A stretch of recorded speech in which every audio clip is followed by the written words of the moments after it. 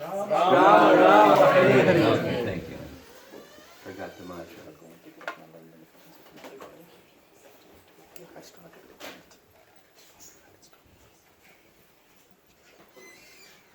This is probably the shortest notice program I've ever taken part in. And maybe all of you also.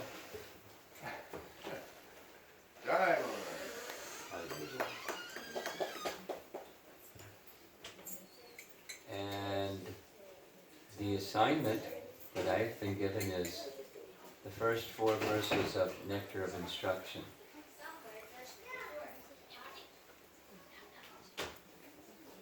And what I was told on the way over here is many of you, if not all of you, at least most of you, just completed a kind of quick overview of Bhagavad Gita. Is that right? Yes? Yes, Maharaj. Yes. Quick overview of Bhagavad Gita. So we're going to do a quick overview of the first 4 verses of Nectar of Instruction.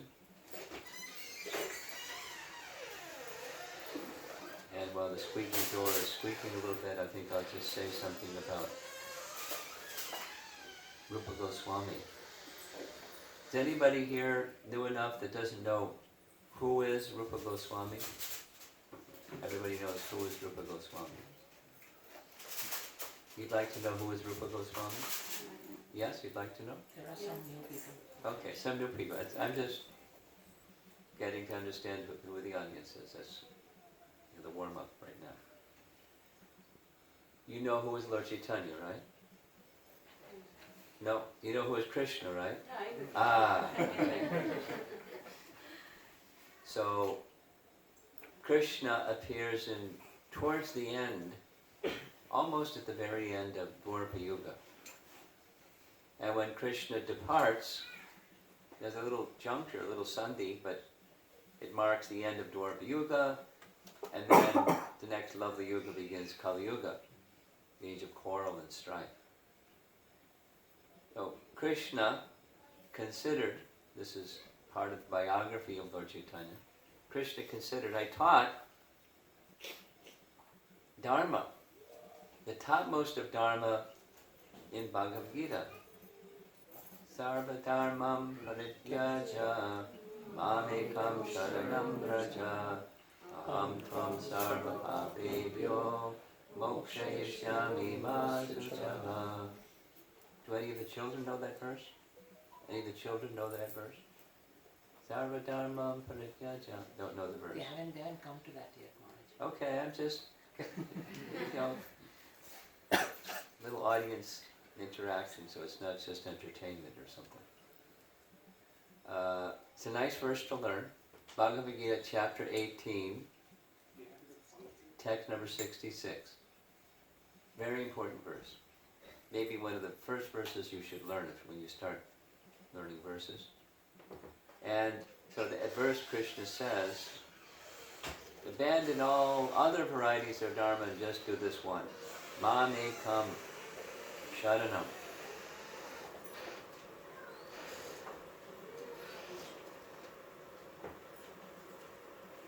He just needs some 3-in-1 oil. Too squeaky. Oh, we'll certainly know when burglars come in because the door squeaks a lot. Keep it open. Squeak-free door. Okay.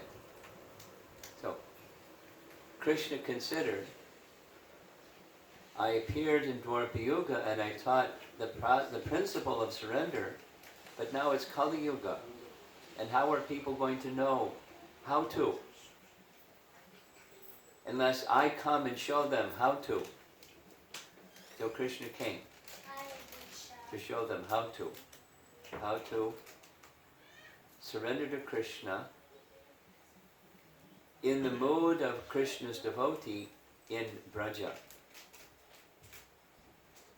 Mamekam Sharanam Braja. Braja Prema is what Lord Chaitanya came to give. And he did so through both his prachar, his teachings, and his achar, his character, his conduct. He taught how to love Krishna in the mood of the residents of Vrindavan, and even in particular the mood of Srimati Radharani. So he accepted a complexion like Radharani's. What's Radharani's complexion? It's cool. Golden, like molten gold. And as Radha's complexion is like molten gold, so Chaitanya Mahaprabhu's complexion was like Radha's. And not only her complexion, but her bhava, her mood of ecstasy towards Krishna, was adopted by, or experienced by, directly by Krishna himself in the form of Chaitanya Mahaprabhu. So Krishna himself, who is Chaitanya Mahaprabhu? He's Krishna himself. Let's make a little distinction here. There's expansions of Krishna, and there's Krishna himself. Chaitanya Mahaprabhu is Krishna himself. In the complexion and the bhava of Radha. That's Chaitanya Mahaprabhu. And he gave us the principal means for developing that love that the residents of Vrindavan have for Krishna is the chanting of the holy name. And various other teachings of bhakti. So he, Chaitanya Mahaprabhu, instructed keeping. He had many, so many amazing associates, amazing, topmost devotees, directly descending from the spiritual world to demonstrate pure love for Krishna along with Chaitanya Mahaprabhu in different moods of love for Krishna, complementing Mahaprabhu's mood. And of all those most amazing perfected souls, one of them is, the topmost amongst them, is Rupa Goswami. Foremost, the next in line of disciplic succession was Rupa Goswami. And we discussed this briefly yesterday evening, actually, twice, without the detail because of time.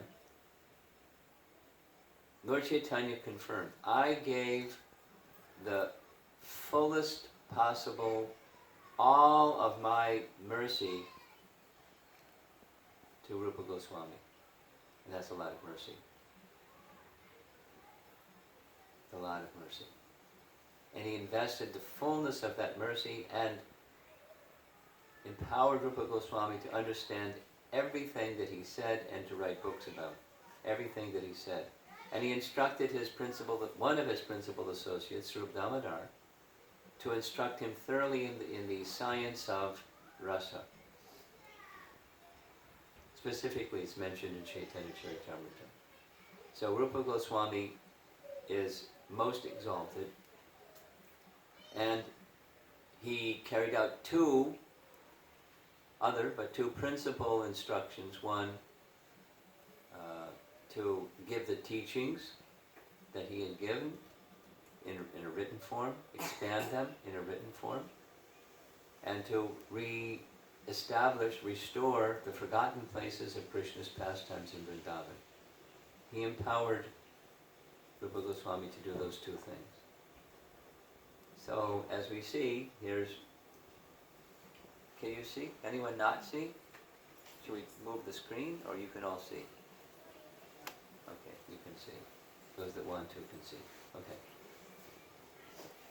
So, Rupa Goswami is pictured on our right next to his brother Sanatan Goswami, and these two brothers, Rupa and Sanatan, they're two of the principal Goswamis of Vrindavan. We commonly say in ISKCON the 6 Goswamis of Vrindavan, like everybody's supposed to know who that is. So he's the foremost amongst them. Although his elder brother he regarded, because he's the elder brother, like his guru, and submitted to him in that way. But Lord Chaitanya considered Rupa Goswami foremost.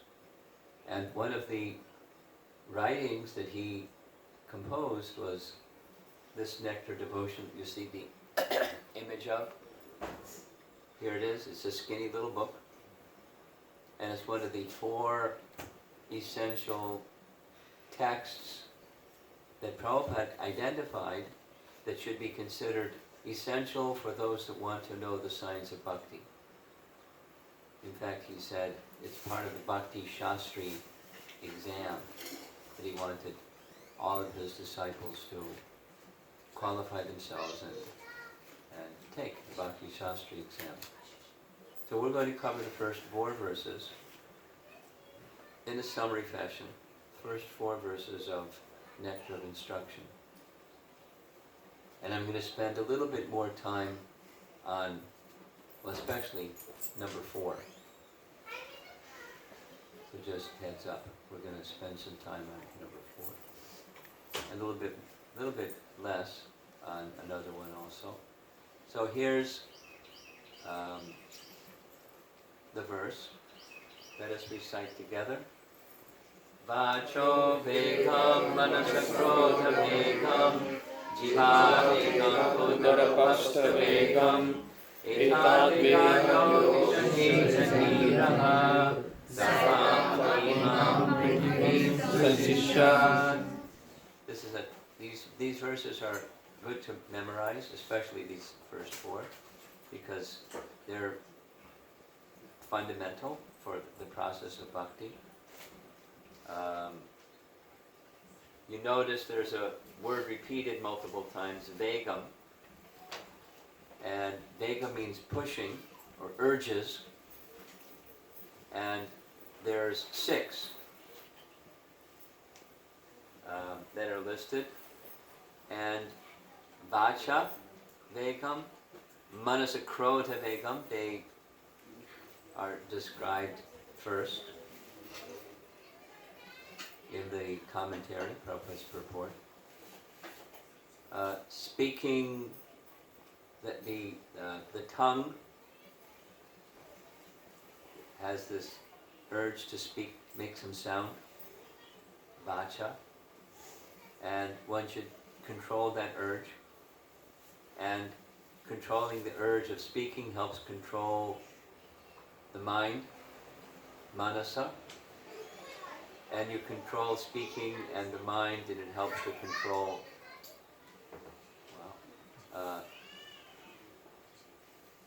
anger.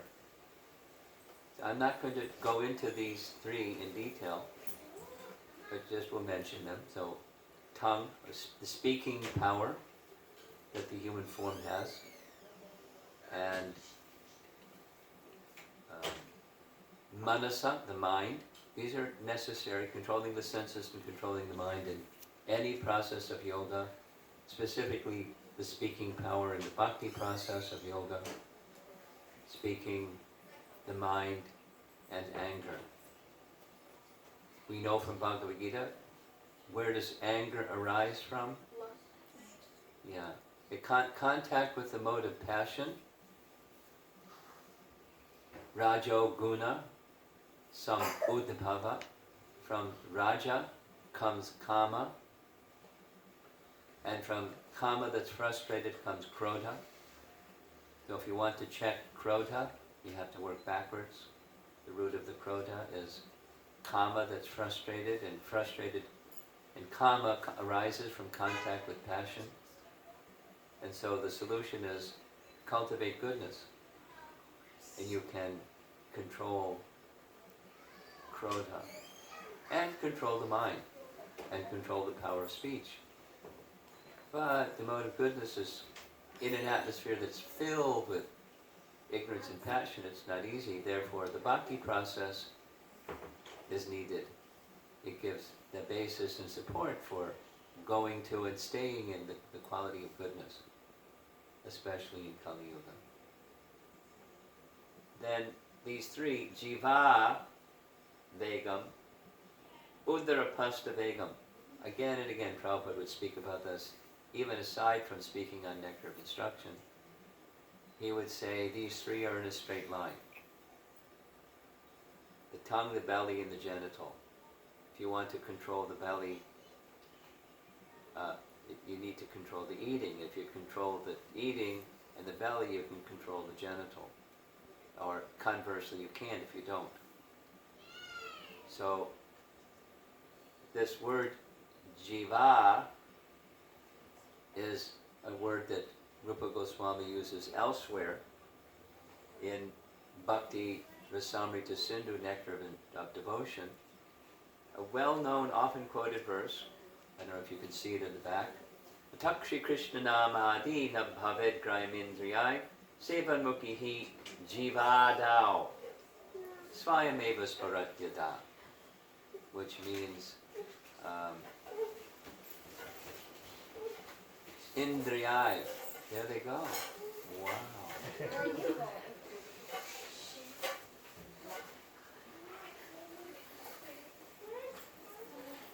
There's a lot of young people going out that door.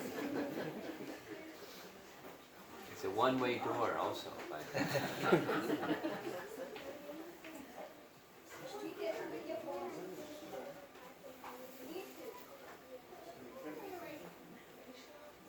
It was raining, so you came. But now it's not raining, so they're going out to play. They're going to the next apartment. Okay. But I'm looking at... Maybe you'll be able to go back after the class or something. You'll see, I think I'll stick right here. Okay. Okay. Oh, then they go upstairs.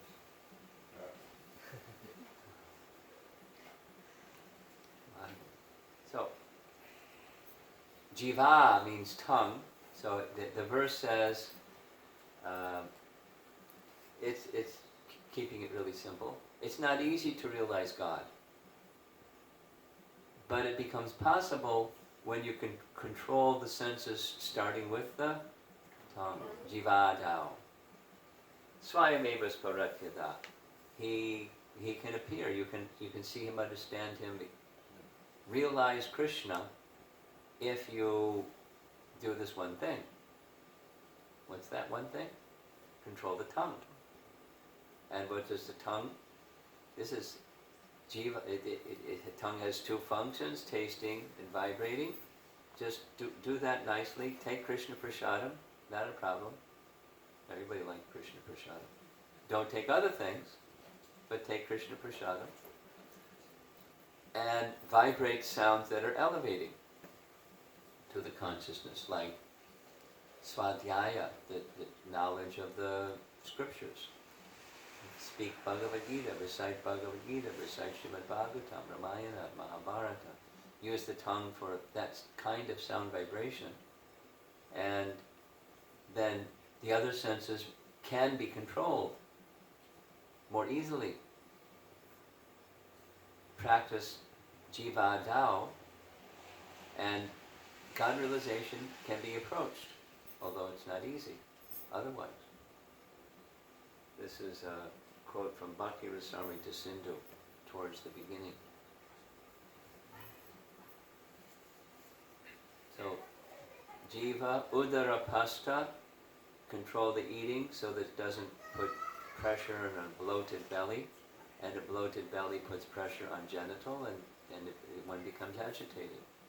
So just control the tongue, control the belly, and control the genital. And then those three urges plus the other. What were the first three? Speech. What was the first three? Speech. Vachovegam, yeah, that's the first one. Then manasa, and then krodavegam. So that's the first verse. And the conclusion of the text is, one who does this, he becomes eligible to become a spiritual master for the whole world. That means it's not, snap your fingers, okay, got that, what's next? It takes a cultivation. It takes, especially in this age, it takes some sustained effort for purification to stay on that course and be successful. So that's the first verse of Nectar of Instruction. Then the next two, they're combined, or they go well together. 6 things that destroy and 6 things that enhance bhakti. If you're going to be studying these in more detail, you might want to make reference to a text written by Bhaktivinoda Thakur. It has 12 chapters, and it covers the 6 and the 6, called Bhakti Aloka, a whole chapter. And when you read the writings of Bhaktivinoda Thakur, two things. You'll appreciate how Prabhupada is simply giving the teachings of disciplic succession, because the same messages, of course the language is different, because the audience is different, but the same message. And second is, Bhaktivinoda Thakur was a householder. I'm looking around and I'm seeing a few householders here. And so he speaks, or he writes, knowing the audience is largely going to be householders, where he gives these principles, the 6 and the 6, that apply for sannyasis or brahmacharis or renunciates, and how they apply to grihastas. And he's very clear, he's very explicit. Now we're going to speak about the householders and how they apply this principle. Very valuable. He had 10 children. That's a lot of children. And he was a high court judge, which meant he had social responsibility to meet with people and so forth. And he was a respected Vaishnava scholar, so he had many people coming to him for teachings and instructions. And he wrote 100 books. Try to write a book sometime. Try to write a Vyasa Puja homage sometime. You know, it's you know that there's going to be other people that read it, so it has to, you know, mean what you say, what you want it to mean, and so he was a very elevated person, and his teachings are very helpful for householders. That's in this Bhakti Loka, these 6 and the 6. The first of the 6 is Shadbhir Bhaktir Vinashati. There's 6 things that destroy bhakti. And just yesterday evening at the Self-Discovery Center, we covered these 6. So I'm just going to do it very quickly. Atyahara is overaccumulation, and there's, in Prabhupada's purport, which you'll read when you take the time to read text 2, there's accumulation of stuff, there's accumulation of eating, too much, and too much information. I don't know which one gets the greater, provides a greater problem. Maybe it's the last one. But I see people have too much stuff, commonly. It's part of American culture. You don't just get one of something, you get a number of somethings. How many pair of shoes are in your closet? And you know, the storage spaces, because you don't have room for everything in your house. Just in case, who knows? You may have a rainy day and you need, 6 of those and 10 of those, so you put them in a storage space. It's just part of consumer economics, that we were all on the treadmill, living, keeping pace with the Joneses or the Reddys or the Patels or whatever it is.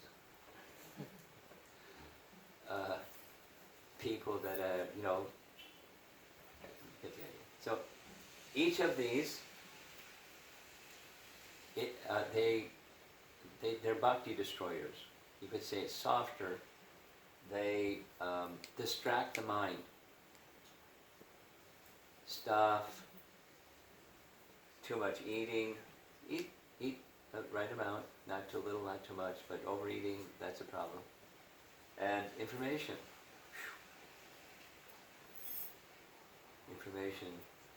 Information, no transformation. So go for the transformation instead of the information part. So something of each of these is needed. Accept it, engage it in Krishna's service, and cultivate bhakti maximum. Over endeavor, prayasa. Some endeavor is needed. It's one of the 5 factors of action according to Bhagavad Gita. You don't have action without some endeavor, so endeavor is good, prayasa is good. But over endeavor is not good. Specifically, Prabhupada often speaks of over endeavor for a simple thing. Whether it's career, or your children, or whatever it is.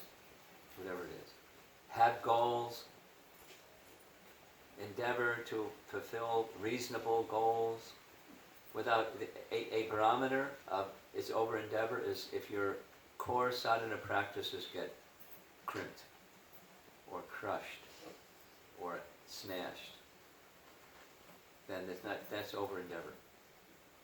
So don't sacrifice core sadhana while you're making a plan and a goal and endeavoring for some goal. Life has to have some goals. You're dead if you don't have a goal. So, over endeavor is a bhakti inhibitor. Disturbs the mind. And prajalpa, mundane speech.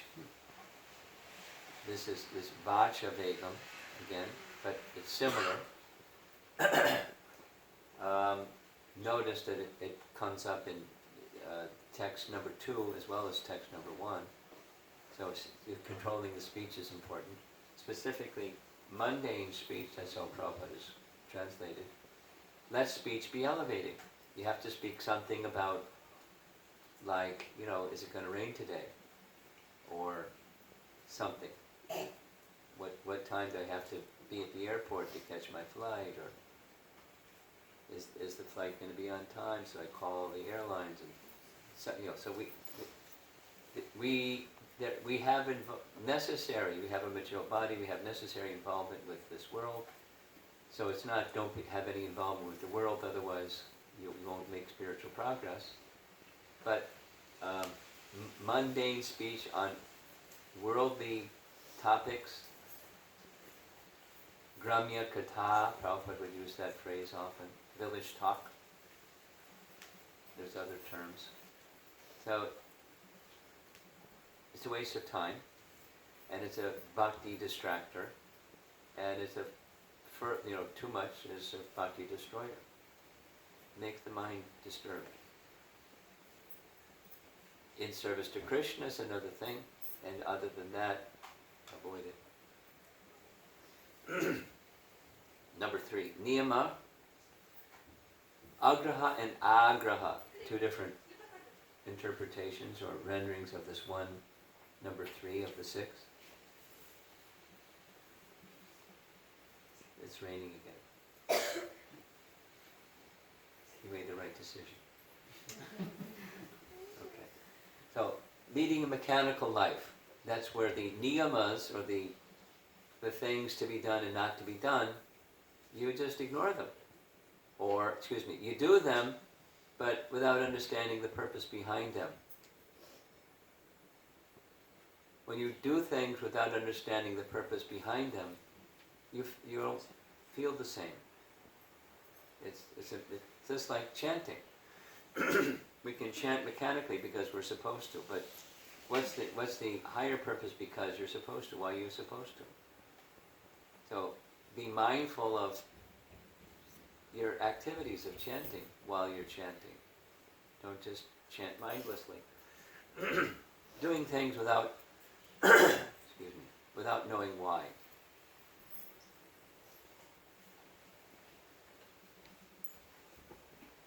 Then its flip side is just ignoring doing things that you should be doing because you're, whimsically rejecting wisdom. No. I'll chant when Krishna tells me to chant. When I feel inspired, I can chant all day long when I feel inspired. Krishna's in my heart. Or something. Manodharma, it's sometimes called. So, don't follow the mind. follow the teachings of Scripture and do with the right understanding of why and do on a regular basis. So niyama, agraha, niyama, agraha, put together it's niyama, agraha, so it's two parts. We're almost done. Just two more. We just need to be cautious about materialistic association, jana sangha. By the way, this appears in the next text also. So it's also important, like control of the tongue. Because who you associate with will determine your qualities. Anyone that's heard Prabhupada's lectures knows that one, right from Bhagavad Gita. Sangha sanjayate kama. We develop qualities like those with whom we associate. Just like parents, they're very concerned, rightly so, who their children associate with. Because a good child in bad association can become corrupted. Everybody knows that, so parents are concerned. Well, Krishna is concerned about who we associate with too, because we could become corrupted.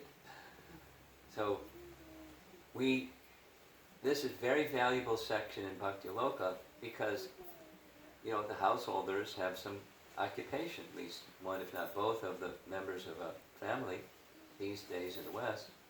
So you're with materialistic people all day. Your kids are with materialistic people all day. Now what about that? So Bhaktivinoda Thakur gives some instructions. And just to keep it really simple, it's cordial, respectful dealings. And good day, sir, how are you? How are things? Oh, very nice.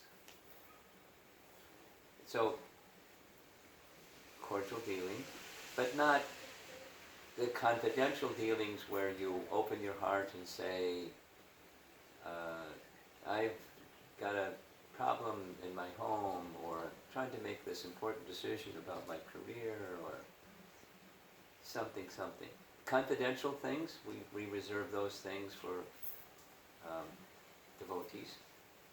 And materialistic association, if one isn't cautious, then desire, according to the material association of those whom we associate, and they, as you know very well, they talk about money, and they talk about their vacation, and they talk about the little red sports car, whatever it is that whatever it is that they want, the next gadget and gizmo and electronic device.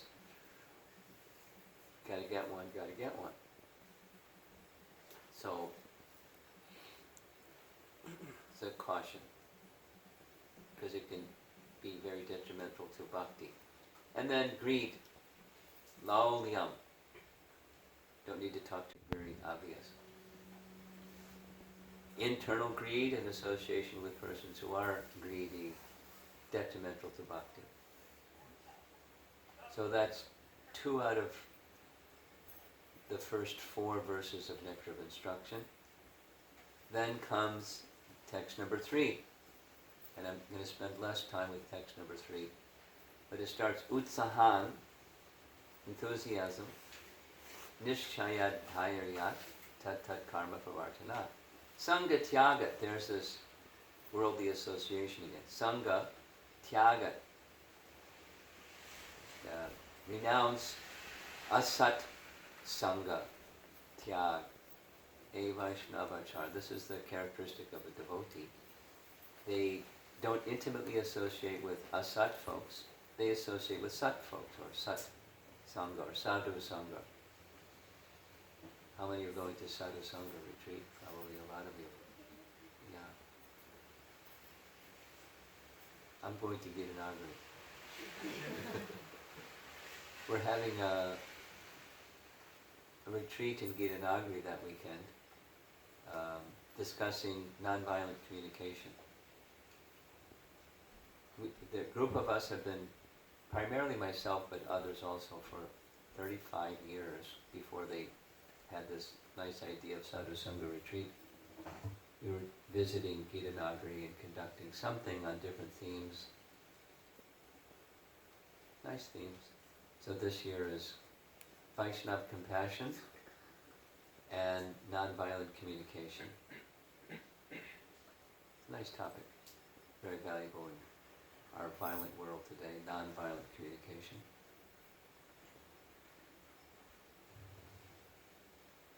So, Sangha Tyaga, that's the sixth. Utsahan, I want to focus on this one. From Bhaktivinoda Thakur's Bhakti Loka, one chapter dedicated for each of these six, and his summary towards the end of this Utsahan, he says, in order to sustain enthusiasm, there must be a spiritual conception of self and of life. And conversely, if there isn't, you won't have sustained enthusiasm. Because a common question, maybe in the top 10, at least the top 20, how do we maintain enthusiasm? People attend some gathering and it's really lovely and enlivening, and the question arises, how do we maintain this enthusiasm? Well, it's right in Nectar of Instruction or Bhakti Loka. You have to have a spiritual conception, because otherwise you can go, consciousness can be elevated by good association and hearing and chanting and nice kirtan and so forth. But we all experience after, I remember this, from college days, going to visit the temple. And it was, wow. And then literally, while driving back, can't wait till next week. Because the mind is karmatmakam yena sharira bhanda. The mind is colored with fruitive contamination for who knows how many lifetimes. So that needs to be cleared. Chaita darpana marjanam. You have to cleanse the mind. And as the mind becomes then the resting place for a spiritual conception, your, in this case, utsahan, and any other desirable attainment, it applies for all of the six. There has to be a spiritual conception. Which leads us into the fourth, and now I'm going to spend most of my time on this one, because it's a favorite topic of devotees, loving relationships amongst devotees. Yes? Or maybe give the negative. How come there aren't loving relationships amongst devotees? But this is another six, Shadvidhim Priti Lakshanam. The six characteristics of love, loving exchange. Dadati, Pratigranati. So, developing lasting loving relationships, emphasis again on this word lasting, requires a spiritual conception. Our founder Acharya certainly demonstrated how that could be done. It's how the Hare Krishna movement began. It wasn't until almost the end of Jamuna's life I finally met Jamuna. I heard about her name many times. We attended a japa retreat together in Ojai, California. It's a long story, but she, very generously sat down during prasadam and said, "Do you mind?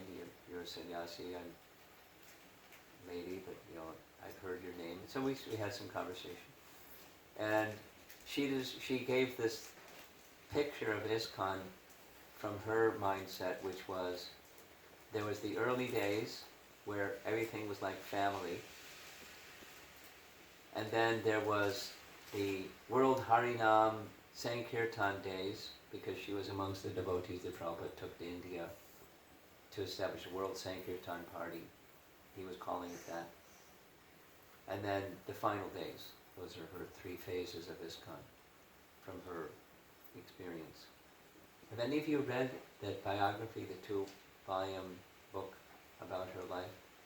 Especially recommend ladies to read, because it shows very, very warmly, lovingly, I haven't read it, but passages have been read, where she was so closely related with Prabhupada. Prabhupada loved her, and she loved Prabhupada.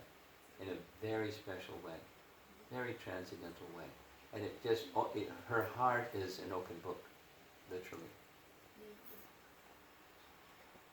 There's one little story somebody read to me.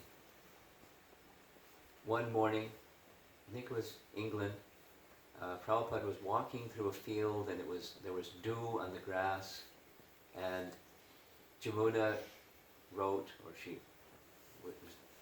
it was transcribed that she spoke, that she was literally following Prabhupada's footsteps, thinking this is the way of devotional life, following the footsteps of the spiritual master. And then some time passed and she noticed that there was no mark where Prabhupada put his feet down, because she was trying to follow in his footsteps. And so then she asked, Prabhupada, may I ask, how come there's no mark where you put your foot down? Step by step, going through, grass that has dew on it. And Prabhupada turned and said, someday you will understand.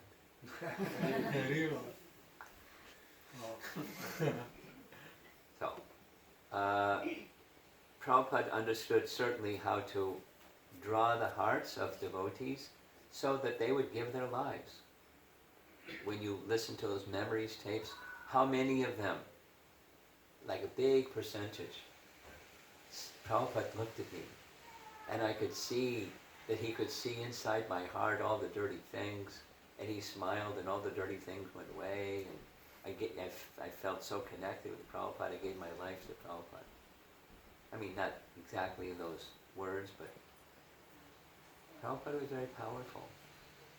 Very, very, very, very powerful. And he knew how to connect people to him, and then he in turn, being connected to Krishna, connected people to Krishna. That was his function. So in the process of wanting to develop lasting, loving relationships, there's an important lesson, and that important lesson is, don't just go right away to the how, but ask yourself the big question, why?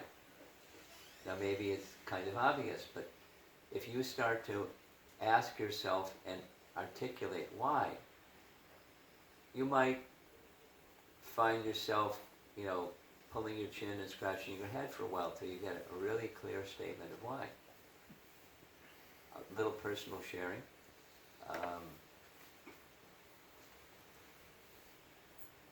How I became a Hare Krishna devotee. Somebody asked me that last night. I gave them this little story. At one point in time, I was a pre-med student at a university and was accepted to med school. And my parents informed me that the United States government was sending draft notices to our home. 1A, report to the Army office, get your uniform, it gets shipped off to Vietnam. And I thought, gee, that's dumb. The war itself is dumb, and why would they take somebody out of medical training to go off to that dumb war? So I didn't respond. I'll fast forward a little bit, there's details, but they really got on my case after some time. You gotta deal with this. It'll put you in jail. So I asked how to deal with this, and somebody said there's a Christian group called the Quakers, and the Quakers will help guide you how to fill out a conscientious objector form. Conscientious objector form is, I got one, and the first question is, state the nature of your belief in God such that you cannot take part in the armed forces of the United States of America. Piece of cake. Dean's List student, 3.9 GPA, and so you know how to answer questions. You get an A in your exam. But the pen wouldn't move because I couldn't state to my satisfaction what my conviction was. And it blew my mind. That, wait a minute, I'm on this conveyor belt of success, and I don't know what my convictions are? Huh? And I never took the time out to ask what my convictions are, because I was too busy being successful. On the way I was supposed to be successful, at least. And so this why question is an important question. Because if you can refine it, not just over there somewhere, but have a real clear sense of why, then it becomes much easier to address the how. Because that's the rocket fuel that's propelling you forward, is why. Not just how or even what. So we're going to touch on the how or the what, but we're going to start with the why. And part of this little slide comes from a TED Talk.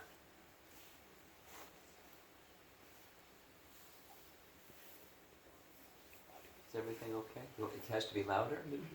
I need to speak into the microphone better. How's that? Hare Krishna. Okay. So, part of the GBC function is, those of you that are in the corporate world, I don't need to prime you with this. There's this organization development committee in corporate world. Yes? Organization development. So there's an organization development committee on behalf of the GBC, which I'm part of, and someone forwarded to me a TED Talk on the topic. And the TED Talk was given by a fellow named Simon Sinek, who is pictured here. And he's showing the why and the how and the what. Because many people are focused on the how and the what, and not so much on the why. So his TED Talk says, the most successful people, he quotes Martin Luther King during the civil rights era. There are lots of people doing civil rights things. But he became the outstanding person. And that's because he had a very strong why that drove him. And etc., gives other examples. So I have found that this why question is the bhakti question. And it's not that how and what aren't bhakti questions, but the bhakti per se is the why. Because you can do the what. You can ring a bell and wave a stick of incense and be in Maya. You can do the what, but if the why isn't very clear, it's the same as this mechanical. Niyama, agraha. So let's hear from our founder Acharya, starting with Nectar Devotion, something about why. The basic principle of the living condition is that we have a general propensity to love someone. No one can live without loving someone else. This propensity is present in every living being. He goes on to say, even in the animals, etc. So it's our nature. Then, the missing point, however, is where to repose our love, so that everyone can become happy. At the present moment, the human society teaches one to love his country, or family, or his personal self, but there's no information where to repose the loving propensity so that everyone can become happy. That missing point is Krishna.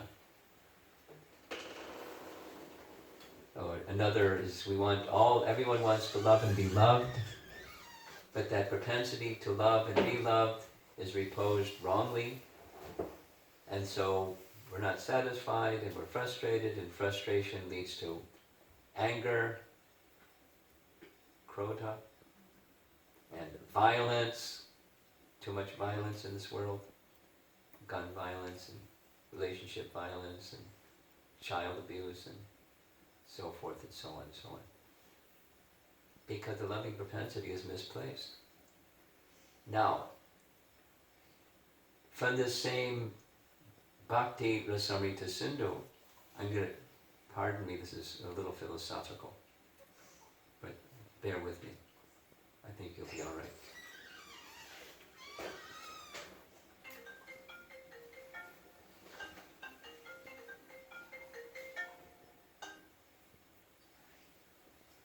Was that you?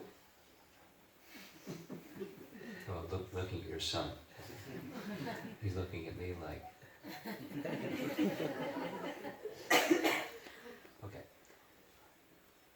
Very well-known verse of what we mentioned before about Rupa Goswami, and he, the foremost of all of Lord Chaitanya's awesome disciples, foremost, and of all of his writings, the foremost important writing of all is this Bhakti Rasamrita Sindhu. And this one verse is the foundation verse upon which the whole thing rests.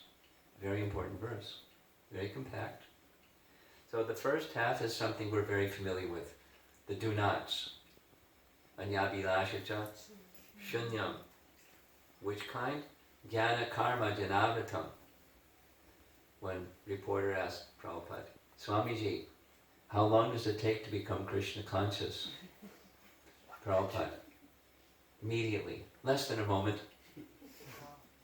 And in that less than a moment, just two things. What's that? One is the tendency to want to know things by the power of one's speculation. You have to give it up.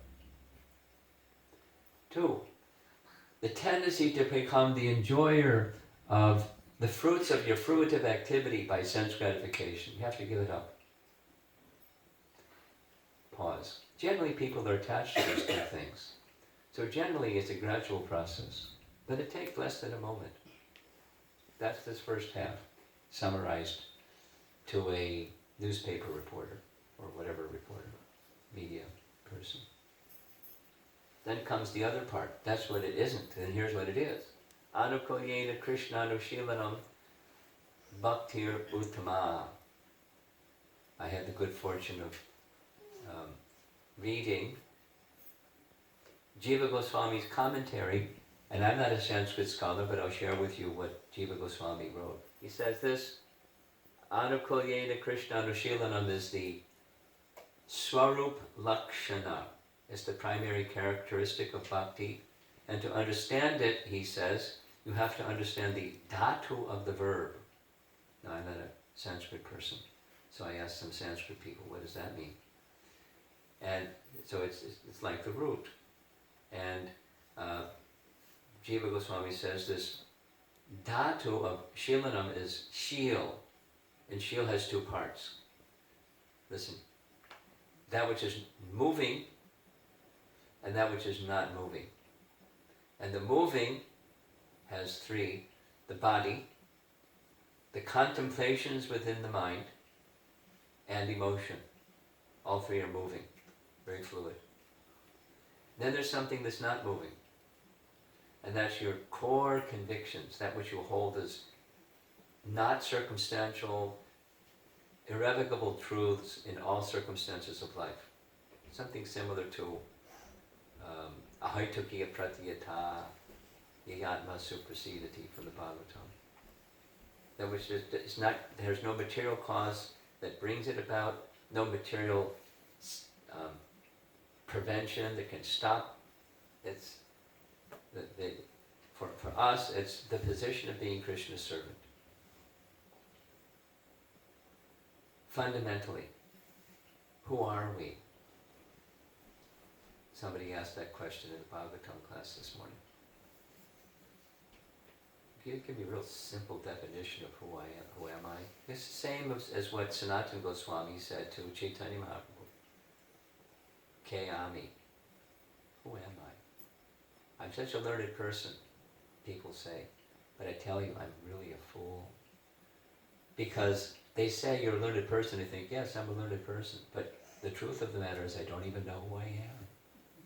Like, I don't even know what my convictions are. And I'm successful. I don't know why I want loving relationships, I just want loving relationships. That's not a loving relationship. So,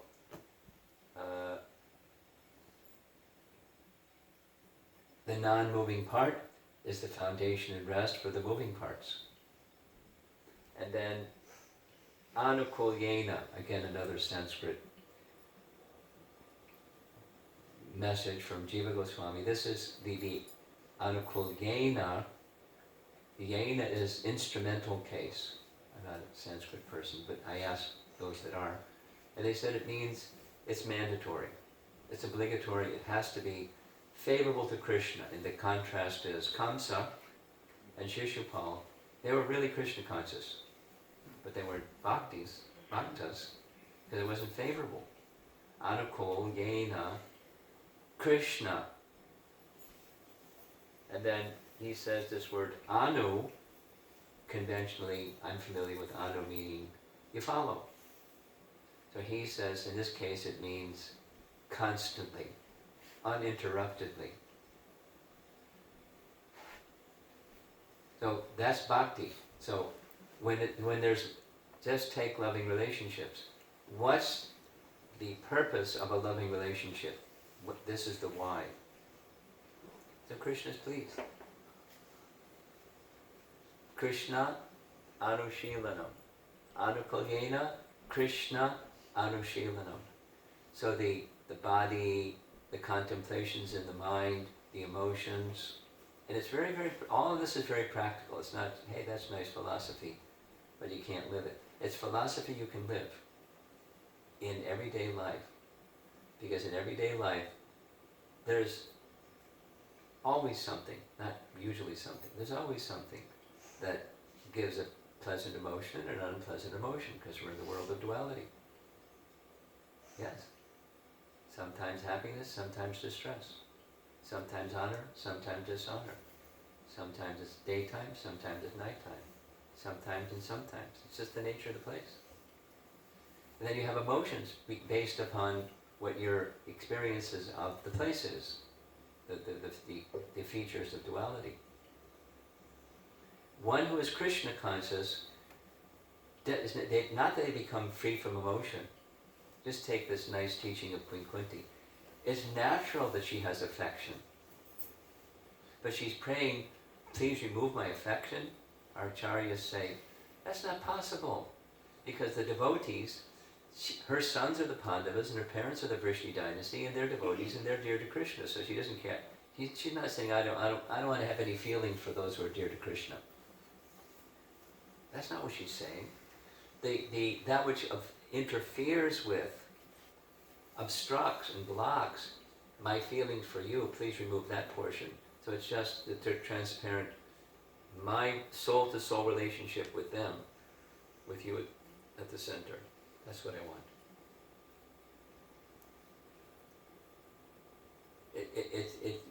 It's nice to expand on this, but time doesn't permit. It's just why is Krishna should be pleased. It's the why behind anything. When you teach your children to, take prasadam and don't eat the other stuff at school, that's a behavior. What's behind the behavior? They want to be accepted by the other kids in school. So what's going to give them the conviction to stay with what devotee children do? They have to know the why. You can say, well, that's a value that we have in the house. Well, why do we have this value in the house? So go to the why. And I don't know, different children have different aptitudes, but the closer you can get to the why, you're going to get a consistent behavior. And if you don't have a clear why, when you're looking the other way, who knows? When the supervision isn't there, who knows? And that's children, then there's also us. Bhakti is, Prabhupada writes, it's a sort of cultivation. The cultivation is that everything is meant for the pleasure of Krishna. Now, what's pleasing to Krishna? That's a good question. But start with the why. Before you go to the what and the how. There's obstacles to the why. This is now, we're stepping into the territory of how. And there's obstacles. There's obstacles that are anarthas in the heart. The obstacles are inside. And according to Haridas Thakur, there are these different categories. Asat Krishna, thirst for the impermanent, miserliness of heart, hridaya dorbalya is a phrase right in Bhagavad Gita. Hridaya dorbalya. Krishna says to Arjuna, Arjuna, you're an Aryan. You know the higher purpose of life. How is this petty weakness of heart come upon you? So you know better, but you don't do what you know is better. Why? Miserly weakness of heart. That's the obstacle is inside for pleasing Krishna, not outside. And, of course, offense. Different categories of offense. So, we have a teaching, this is the how, we have a teaching of engage in sadhana bhakti despite the obstacles that what the mind says, or the weakness of heart says, or the something happens, because we have faith in the principle of bhakti, of trying to please Krishna, in the association of other bhaktas who are interested in trying to please Krishna. We stay on that path, the cultivation of sadhana bhakti. Now there's a couple other elements, and I'm going to finish. One of the places that I visit is in Gita Nagari, as I mentioned. I've been going there for a number of years. And when I stay in Gita Nagari, since the time of Bhakti Tirtha Swami, he purchased a house, or one of his disciples purchased a house for him to stay in when he is in Gita Nagari. And it's called the Institute House, because before he went to Gita Nagari, he was living in Washington, D.C., and established a thing called IFAST, Institute for Applied Spiritual Technology. And the theme of it was, with every material problem, there's a spiritual solution. I challenge you. Tell me a material problem that can't be solved by a material solution. That was his platform in Washington, D.C., where he didn't even wear a dhoti. He just was, it says IFAST. That's how he connected with people originally. So then when he moved to Gita Nagari, they bought this Institute House, and this following sign was on the wall. So I made a copy of it. I like it. A friend, this is loving relationships. There's an affective element. A friend is one who knows you as you are, understands where you've been, accepts who you've become, and still gently invites you to grow. So there's a major factor of acceptance of another person wherever they are, as part of a loving relationship, rather than trying to change the other person so they conform to what you like. Just accepting the other person for who they are, and vice versa. Then you have a loving relationship. And even you accept the other person, it's perfectly fine. You encourage them to grow because you know where their strengths and where their weaknesses are, and you help them overcome their weaknesses and support their strengths. That's gently help them to grow. Now I'm going to, can I pause and visit the men's room for a moment? Is there one here close by? Back this way. It's been blocked.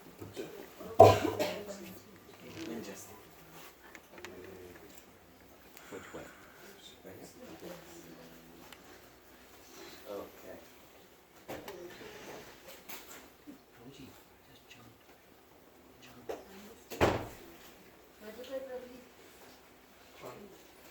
Hare Krishna, Krishna Krishna, Hare Hare, Hare Rama, Rama Rama, Hare Hare, Hare Krishna, Krishna Krishna, Hare Hare, Hare Rama, Rama Rama, Hare Hare, Hare Krishna, Krishna Krishna Hare Hare Hare Rama Hare Rama Rama Rama Hare Hare Hare Krishna Krishna Krishna Hare Hare Hare Rama Rama Rama Hare Hare.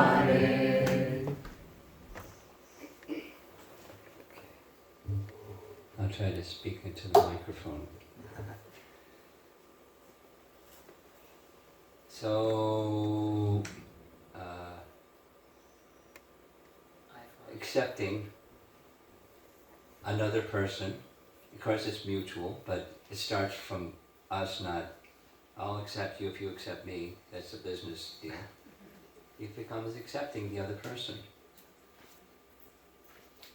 You know, we may not want to have as a friend somebody or other, but for those that are in the category of a friend, there must be some acceptance, and there must be some encouragement, gentle encouragement to grow. Important element, this is the what element, and that's who the person is. How can you have a relationship with a person if you don't know the person? It's one of the considerations that we have when speaking with people that say they accept God, and you ask them, tell me something about God, and they don't have too much. They say, anyway. But fortunately for us, with the Bhagavad assistance, we know so much about Krishna, the personality of Godhead and his various expansions, etc. So the individual with whom we're trying to have a relationship, or we wish to develop lasting, loving relationships, it requires knowing that person.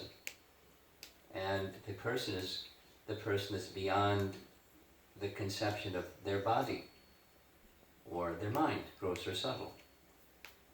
And so the soul, the Atma, the living entity within. If you notice at the bottom, Bhagavad Gita 2.41, it's one of my favorite references in Bhagavad Gita. There's several, but it's one of the favorite ones. This Vyavasayatmika Buddhi verse, Ekeha Kurunandana, so you know the verse. So in the purport twice, Prabhupada speaks of the importance of having a conception of the self beyond the body. One of them is in the second paragraph. He says, the highest stage of perfection is, and you might think, developing love of God, or going back to Godhead, or achieving liberation in the personal conception of the Supreme. But that's not what he says or writes. He writes is one who lives their life beyond the conception of the body, something to that effect. And then at the very end he says it again. I'll find this one because the language is very special.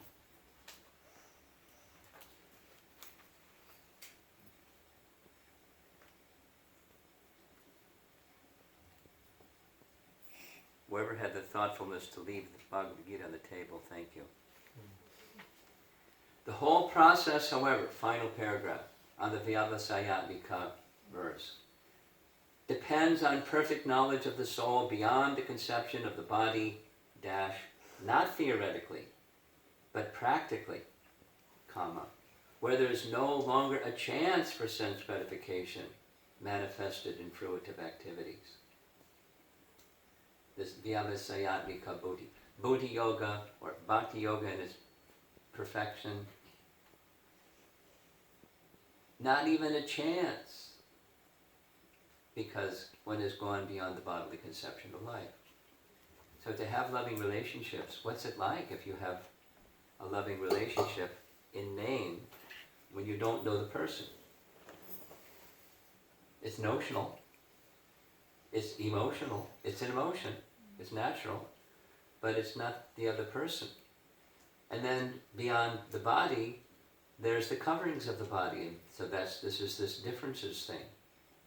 And of course, souls are different as well, but we don't have a clear idea of what your spiritual form is and mine either, but we accept at least the principle of soul, and then physically, or the gross physical and subtle physical makeup is different. Prabhupada was having this discussion with a man from Ireland, a Professor O'Grady, I think his name was. And there was some discussion about the Irish combat between the Catholics and the Protestants has been going on for too long, decades, and it's bloody. They kill each other over whether you're a Christian or a Protestant, Catholic or a Protestant. Kind of silly. But so he was asking what's the solution, and how do you reconcile differences? And Prabhupada pointed to the vase on the table and said, sometimes a variety of examples helps us to understand or appreciate the problem better. In the vase, there's a variety of flowers, and that variety helps us better appreciate the idea of flowers from any point of view. Krishna can resolve all problems. That is called unity in diversity. Our students come from different backgrounds, but because they are all in Krishna consciousness, or are supposed to be, they are unified. So if you lose the Krishnas at the center part, then you just see diversity, not just diversity, you see division. One of this image means something very special to me because it represents the very first lecture I heard Srila Prabhupada speak as a college student. We're sitting in a room, maybe the same number of people gathered here, and he made this motion like this with his hand and said, supposing there's a pond, and we give everybody in the room a pebble, and we ask somebody, can you put your pebble into the pond? What will happen? And then he said, little splash, concentric circles go out, and it's very nice. Then somebody else, you put your pebble into the pond, and what will happen? Same thing, little splash, and concentric circles go out. And everything is nice until the concentric circles intersect. And then there's a clash. And then on the count of 3, we say, everybody, okay, put your pebble in the pond, and what happens? It's chaos. So, without God at the center, we're going to have individuality conflicting with another individuality. And that make for mundane relationships that are not loving relationships, but conflict-based relationships. And therefore, he said, what should be done is place Krishna at the center. Easier said than done, but that's the paradigm that loving relationships are resting upon. Genuinely, when Krishna is at the center. I'm going to now share with you something that's from Mother Teresa. This and one more thing and we're done. So, this was given to me by a Grahasta Vision Team person. Grahasta Vision Team, devotees that counsel Hare Krishna devotees that want marriage counseling. So there was a very nice couple. He's really nice, she's really nice. They got married, and after some time they were in disagreement with one another, believe it or not. And so they went to get marriage counseling. This one didn't work, that one didn't work, another one didn't work. So I recommended this devotee marriage counselor, and within a short time, everything was nice.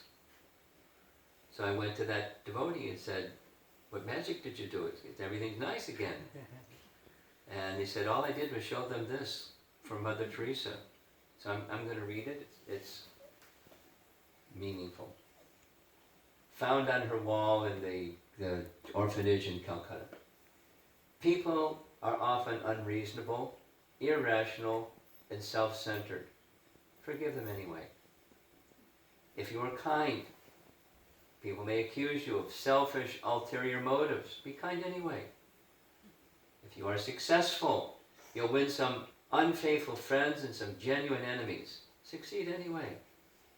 If you're honest and sincere, people may deceive you. Be honest and sincere anyway. When you spend years, what you spend years creating, others could destroy overnight. Create anyway. If you find serenity and happiness, some may be jealous. Be happy anyway. The good you do today will often be forgotten. Do good anyway. Give the best you have, and it'll never be enough. Give your best anyway. And then the final is the punchline. In the final analysis, it's between you and God. It was never between you and them anyway.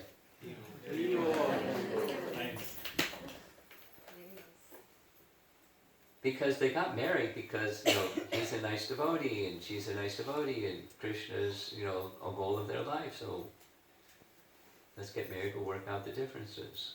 And they got focused on the differences instead of Krishna at the center. And now comes we save the best for last maybe. There's a wonderful teaching of Queen Kunti with Krishna at the center in relationships.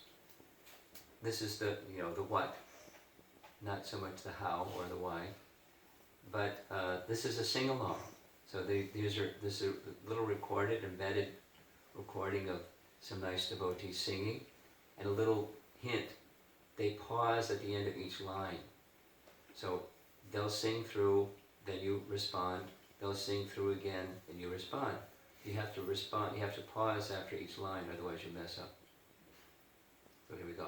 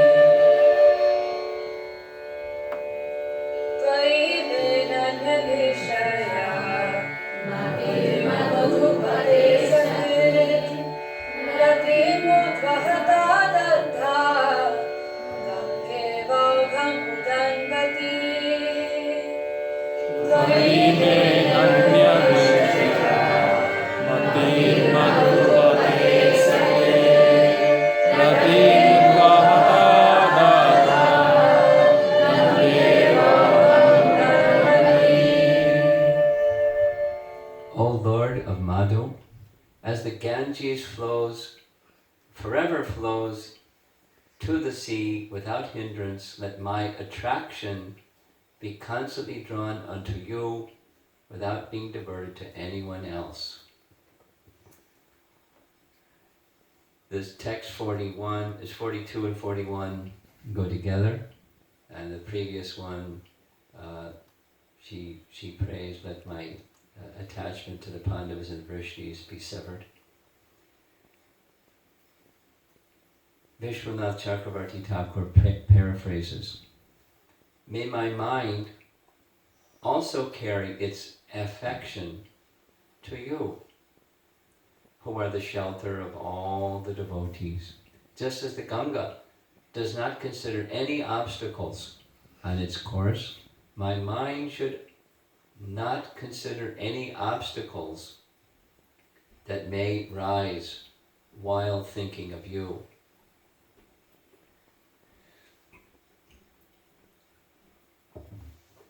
To cut off the tie of other affection, this is Prabhupada, other affections, does not mean complete negation of the finer elements, like affection for someone else. This is not possible. A living being, whoever he may be, must have his feeling of affection for others, because this is a symptom of life. The symptoms of life feelings of attraction, etc., cannot be annihilated. Only the objective has to be changed. The objective is, it should go to Krishna. The feelings should go to Krishna. Krishna should be pleased by these feelings. So make your feelings the kinds of feelings that are pleasing to Krishna.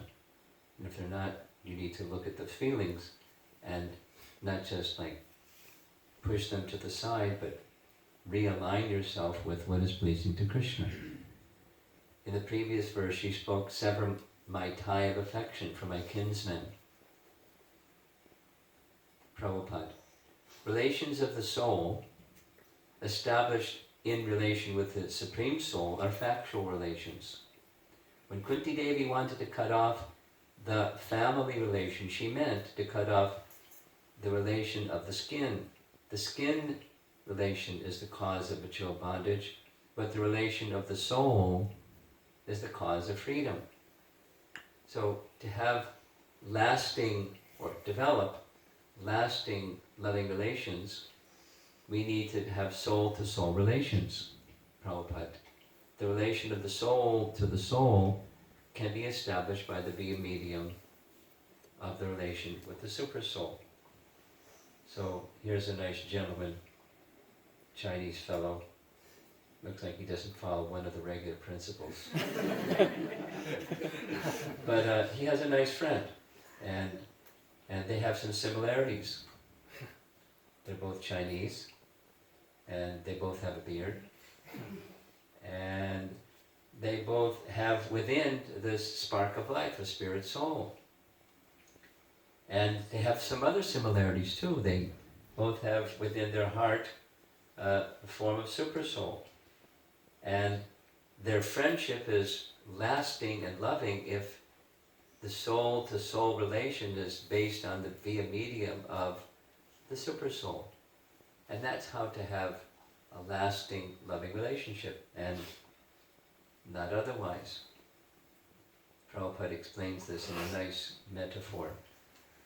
Seeing in the darkness is not seeing, but seeing by the light of the sun means to see the sun and everything else, which was unseen in the darkness. That is the way of devotional service.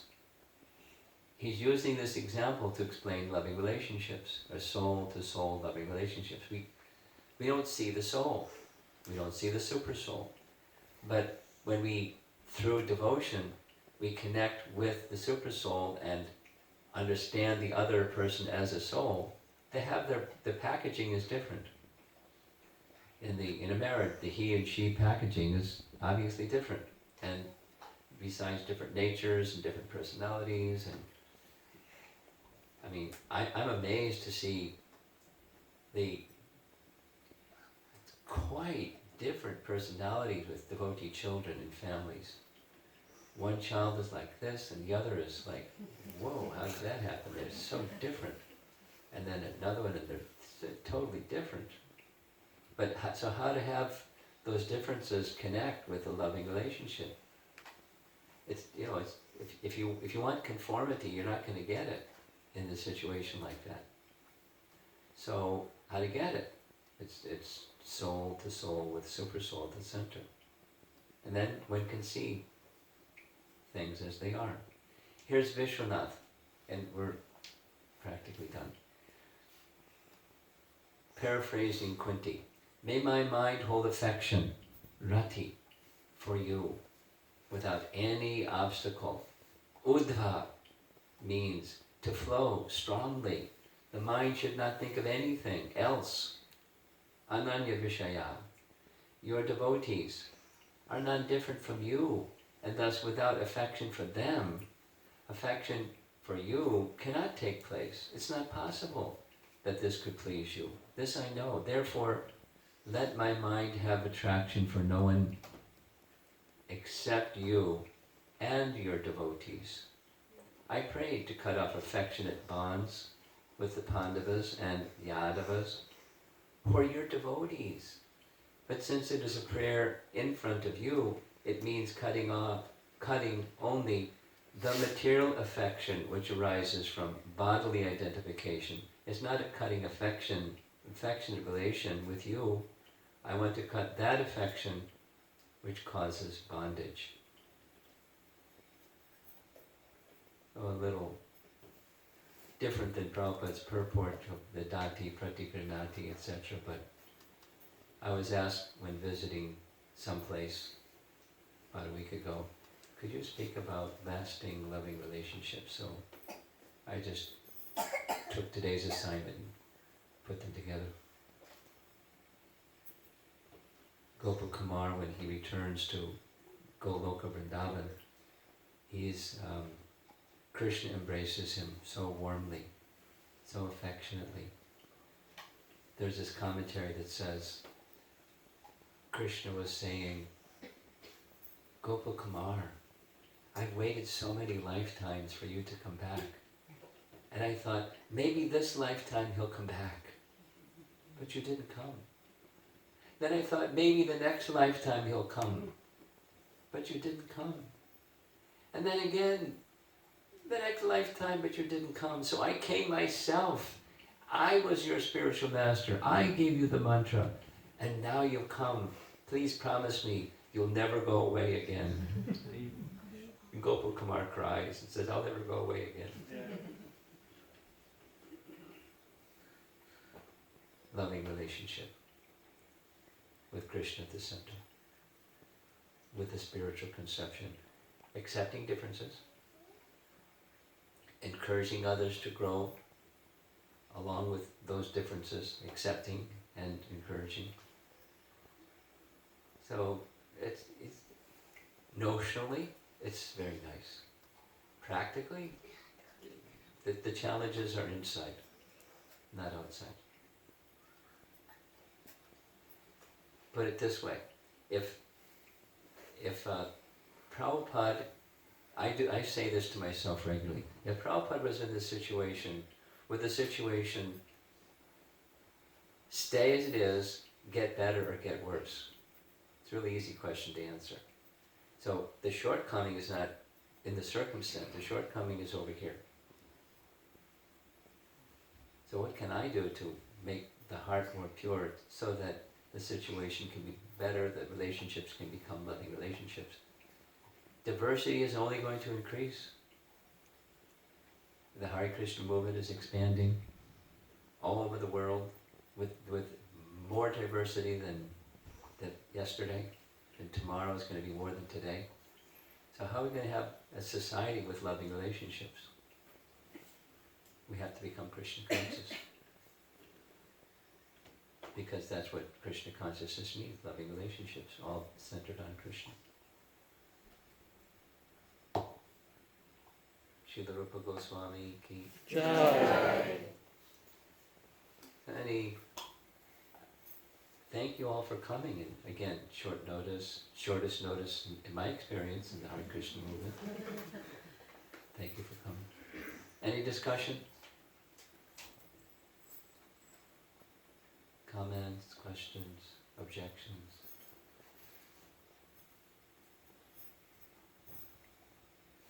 Hare Krishna Maharaji. Yeah. Probably I missed some initial part of the discussion. So, Utsaha, when I joined, we were talking about the Utsaha. Yeah. So, how to keep ourselves enthusiastic? Well, with what you probably heard what I said.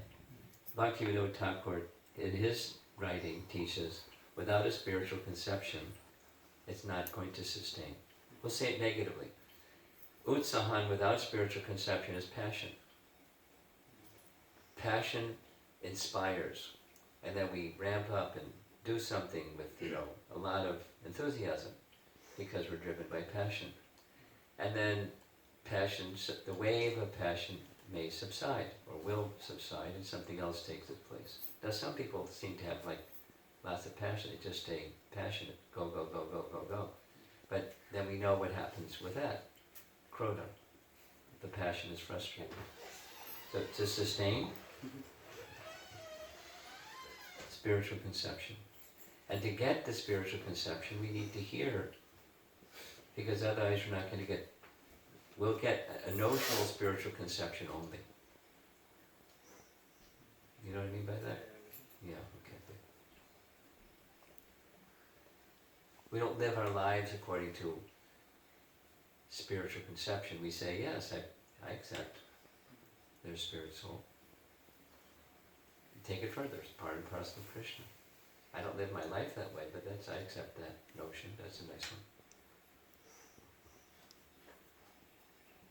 So then, from this 241 Bhagavad Gita, not just theoretically, practically, that enthusiasm can sustain.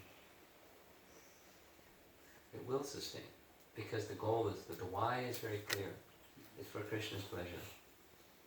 And I'm meant for Krishna's pleasure. That's who I am. I don't know the details of who I am, but I know that principle. It's who I am.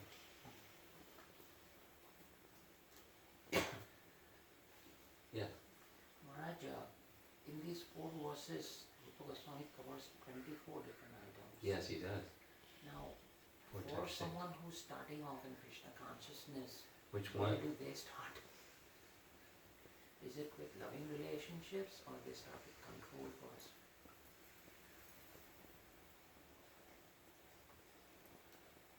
Well, I would suggest that a way to start is to get the big picture. That's maybe, my approach, but, Prabhupada said, when the goal is clearly identified, it's very easy to take steps to get to the goal. So, a new person may have, an out to lunch idea of what devotion is. Not even in the playing field idea of what devotion is, bhakti. So it's a good idea to get a notion of what bhakti is. A reasonably clear picture of what it is, and the process. So that your question was, what's the first thing to focus on? Get a picture of what it is. If I'm going to sign up, I want to know what I'm signing up for. And there's lots of things that make sense, but aside from lots of things that make sense, what's the picture here? Now, second is one may take the next step. Take something that resonates, and do that something that resonates. Do it very conscientiously, sincerely, nicely. Take notice that there's 2 things that have been repeated already twice. Controlling the tongue and association. I think I should pay attention to those 2 things because they're repeated twice, just in 4 verses. So what am I doing with my tongue here? In terms of the teaching of bhakti, the speaking and the eating part. And what am I doing in terms of association? And then, the commentary helps one understand how to, but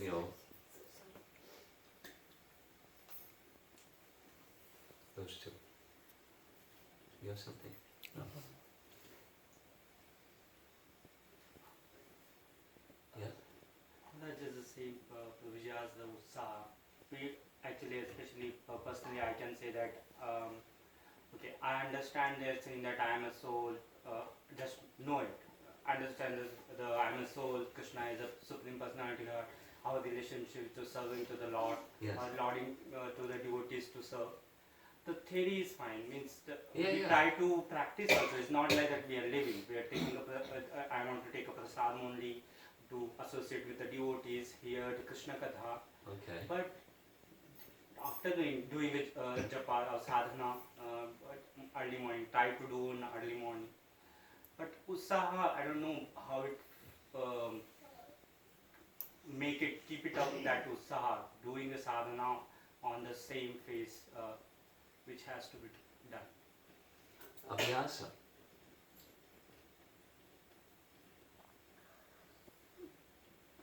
It's the same statement as I made. If you know what the goal is, taking steps to reach the goal becomes easy. So if you don't know what the goal is, good luck to get there. But if you know what the goal is, So then you cultivate. Jiva Goswami. I'm a Jiva Goswami fan, so please pardon me. In Bhakti Sandarbha, he gives a definition of abhyasa taken from Patanjali Yoga Sutras. Now, Patanjali isn't a Vaishnava, but Jiva Goswami says, I'll basically take gold even from a filthy place. Or those are scholars. Anyway, he quotes wherever it has a good definition, doesn't matter.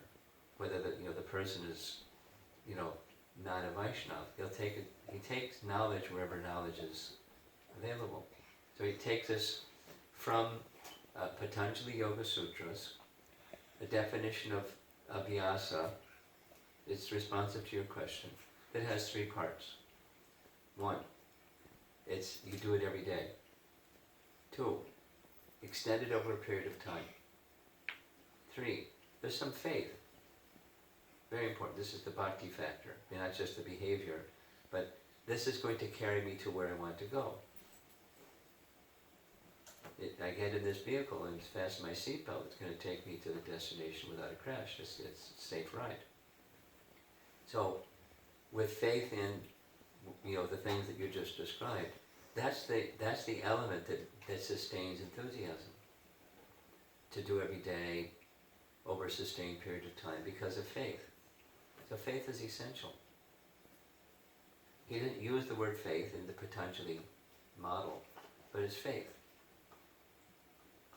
I have confidence, conviction that this is going to, like a doctor. He's a good doctor. He has good medicine. He has good diagnosis, and I'm going to stay with the cure. I'm going to be watching to see are there symptoms of the illness being mitigated. And if not, then I may need another doctor or something. So, but I have to stay with it for some time, with faith. Otherwise, it won't. Faith is very important in healing, and faith is very important in bhakti. And therefore, it's a great disservice to damage faith. So, there's the answer to your question. Abhyasa.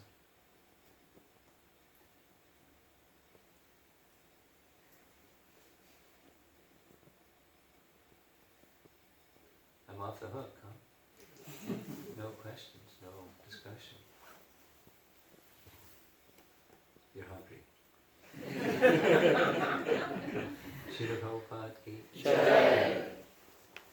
Holiness Romapada Maharaj ki Jai. Guruji, please announce the evening program. Yes, so reminder, so evening at 4:30, we have Sunday feast at the ISKCON temple. So Maharaj will be giving a class, so everyone's invited. It's another interesting topic. I found out this morning what the topic was. And here's one other thing.